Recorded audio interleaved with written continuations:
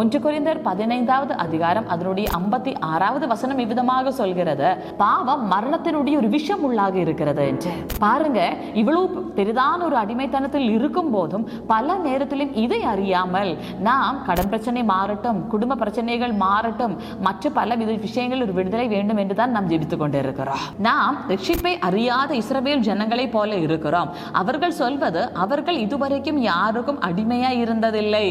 ஆமென். பல ராஜாக்களும் அவர்களை பிடித்து கொண்டு போய் அடிமைகளாகி வைத்த நாட்கள் அவர்களை கடந்த கால வாழ்க்கையில் இருந்தும் அவர்கள் சொல்வது என்ன? நாங்கள் ஆபிரகாமினுடைய குமாரர்கள் யாருக்கும் இதுவரைக்கும் அடிமைகளாக இருந்ததில்லை. இது போலதான் பல தேவனுடைய பிள்ளைகளும் சொல்வது, ஆமென், நான் எந்த பாவமும் செய்யாமல் இருக்கிறேன், நான் இப்போதும் பரிசுத்தமாய் இருக்கிறேன். நான் சொல்லவா, கிறிஸ்துவில் நின்று நம்மை நழுவ விடுவது எல்லாமே பாவம். ஹமார்த்தியா, நம்முடைய லட்சியத்தை நழுவ விடுவதே பாவம். பாவம் நமக்குள்ளே வாசமாய் இருக்கிறது என்று சொன்னால் எந்த நற்கிரியையுமே செய்ய இந்த பாவமானது நம்மை ஒருபோதும் அனுமதிப்பதில்லை.